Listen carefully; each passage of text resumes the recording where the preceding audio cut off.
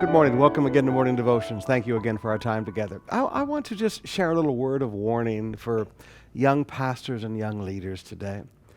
Because too often as you get older, you look around and you see what could have been, and you now see what is instead because of bad decisions. Elisha served as a servant to Elisha and received a double anointing. Gehazi served as Elisha's servant. But rather than seek a double anointing, rather than seek a double anointing for ministry, he had his attention focused on money. And so he took advantage of Naaman. And I often teach young pastors what happens when you get a greedy preacher around thankful people. Naaman was very grateful and very thankful for the miracle in his life, and Gehazi took advantage of him and probably even said, "See, this is the blessing of the Lord. He gave me double what I asked for. This means God is in it." But he wasn't. Gehazi was just taking advantage of somebody's thankfulness to God, and he exploited him financially. Because of that, leprosy came upon his life.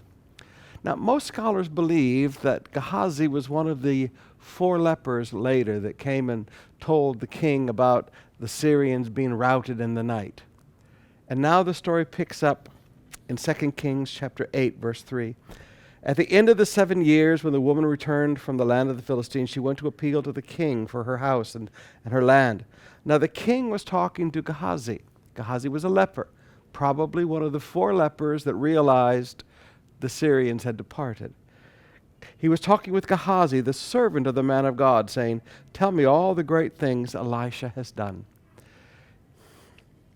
I want you to notice, because of his greed, because of his corruption, all Gehazi had were the stories of the past. He could have been a great prophet of God. He could have done great things for God. Can you imagine? He could have had a double anointing from Elisha, who had a double anointing of Elijah. But instead, he was corrupt, and he was just in it for money himself, and he exploited the grateful hearts of people for miracles God had done for them. So now, all he had was the ability to tell the stories of the past. Now, he still basked in a little bit of that glory, but he was a leper, so he had to be kept at a distance from the king. But all he had left were the stories of the past.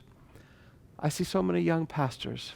They come up, God begins to use them, they see some great things, but then because of the corruption of money, you look around 10, 15, 20 years later, all you see is stories of the past. Young people, keep your focus on ministry and not on money.